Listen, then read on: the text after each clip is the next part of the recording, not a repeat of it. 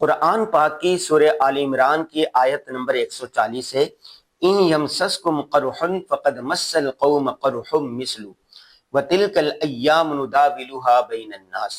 ترجمہ: اگر تمہیں ایک زخم لگا ہے تو ان لوگوں کو بھی اسی جیسا زخم پہلے لگ چکا ہے، اور یہ تو آتے جاتے دن ہیں جنہیں ہم لوگوں کے درمیان باری باری بدلتے رہتے ہیں۔ اس کی تفسیر تشریح ہم نے آسان ترجمہ قرآن سے دیکھی ہے، اس پر میں بعد میں بات کروں گا۔ اس سے پہلے مجھے ایک مشہور عربی کہاوت یاد آ رہی ہے، الحرب سجال بیننا و بینہم ندال علیہم ویدالون علینا۔ جنگ تو ایک ڈول کی طرح ہے، کبھی ہمارے بھرنے کی باری آ جاتی ہے اور کبھی ہمارے مخالفین کی باری آ جاتی ہے۔ اس ضرب المثل نے دریا کو کوزے میں بند کر دیا ہے۔ اب کس کی باری لگ رہی ہے یہ تو آنے والا وقت ہی بتائے گا۔ پاک بھارت جنگ عروج پر ہے، سرحدوں پر بھی، نظریاتی طور پر ہی، سوشل میڈیا پر بھی۔ جب انڈیا نے پرسوں رات اپنی حدود میں رہتے ہوئے فضا سے پاکستان کے مختلف جگہوں پر میزائل مارے اور انڈیا بہت خوش ہوا، اس کے بدلے میں 2 گھنٹے کے بعد پاک فضائیہ نے بھارت کو ناقابل تلافی نقصان پہنچایا۔ رافیل جو ان کا مشہور طیارہ تھا ان کو مار گرایا، اور اس کے بعد پھر انڈیا نے پاکستان پر ڈرون حملے کیے، پاکستان کے کوئی 16-17 مقامات پر۔ اس کے جواب میں پاکستان نے بھی وہاں پر کئی مقامات پر حملے کیے۔ پاکستان اگر مسلمانوں کو نقصان پہنچا ہے، 22، 23 یا 32 مسلمان شہید ہوئے ہیں، تو دشمن کو بھی ناقابل تلافی نقصان پہنچا ہے۔ یہ جو عربی مثال تھی نا، الحرب سجال، کہ جنگ ایک ڈول کی طرح ہے، کبھی ہماری باری آ جاتی ہے، کبھی ہمارے مخالفین کی باری آ جاتی ہے۔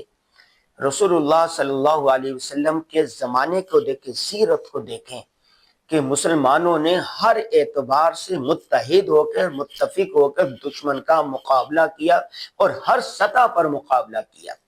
اس سیرت کے عمل کو دیکھتے ہوئے ہمیں چاہیے، پاکستان کی عوام کو چاہیے کہ ہم اپنی فوج کی پشت پر کھڑے ہو جائیں۔ جو نظریاتی سرحدوں کے محافظ علماء کرام ہیں، ان کو چاہیے کہ عوام میں اس کا ایک شعور بیدار کریں کہ اس موقع پر اپنے ذاتی اختلافات، مفادات کو بھول کر فوج کے شانہ بشانہ کھڑے ہو جائیں۔ اب سوال یہ ہے، آپ اور ہم کیا کر سکتے ہیں؟ لکھنے والا لکھ سکتا ہے، بولنے والا بول سکتا ہے، مالدار مال دے سکتا ہے، دامے درمے قدمے سخنے، جس طرح ممکن ہو اپنے سپاہیوں پاک فوج کے شانہ بشانہ کھڑے ہو جائیں۔ دوسری بات کہ احتیاطی تدابیر اختیار کریں۔ حکومتی لوگ، حکومت کی طرف سے، افواج پاکستان کی طرف سے جو احتیاطی تدابیر بتائے جائیں اس پر فوری عمل کریں۔ مثال کے طور پر یہ کہا جاتا ہے کہ بغیر شدید ضرورت کے بغیر آپ کہیں سفر نہ کریں۔ ٹرینوں کے، جہازوں کے یہ جو آمد و رفت کے اوقات یہ بالکل بدل سکتے ہیں، کسی بھی وقت بند ہو سکتی ہیں، تو آپ سفر کرنے سے گریز کریں۔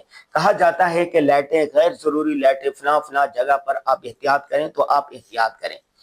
نمبر 2، سوشل میڈیا پر غیر محسوس طریقے سے، غیر شعوری طور پر ایسا کام نہ کریں کہ دشمن کا کام آسان کر رہے ہوں۔ اور آخری بات پر ہے کہ سوشل میڈیا پر پروپیگنڈے کا شکار ہرگز نہ ہو۔ جو پاک فوج بتا رہے ہیں، ہمارے حکومتی ادارے بتا رہے ہیں، اس پر اعتماد کریں۔ اور اس کے ساتھ ساتھ اللہم انا نجعلک فی نحورہم ونعوذ بک من شرورہم، مفتی عبدالرؤف سقفری صاحب نے یہ بتایا ہے کہ اس دعا کا آپ اہتمام کرتے رہیں، اللہم انا نجعلک فی نحورہم ونعوذ بک من شرورہم۔ اللہ تعالیٰ دشمنوں کے شر سے بچائیں گے۔ اور اسی طرح شیخ الاسلام مفتی محمد تقی عثمانی صاحب کا یہ پیغام ہے کہ آیت کریمہ کا ورد کرتے رہیں، لا الہ الا انت سبحانک انی کنت من الظالمین۔ اس کے ساتھ ساتھ اللہ تبارک و تعالیٰ سے خیر کی دعا مانگتے رہیں کہ اللہ ہی مسبب الاسباب ہے. جب اللہ کی طرف سے اسباب بن جاتے ہیں تو دنیا کی کوئی طاقت روک نہیں سکتا. دعاؤں کے اثر سے تقدیریں بھی بدل جاتی ہیں. تو آپ نے ان باتوں کا اہتمام کرنا ہے کہ اللہ تبارک و تعالیٰ امن واپس لائے. جنگ کسی کے مفاد میں نہیں ہوتی.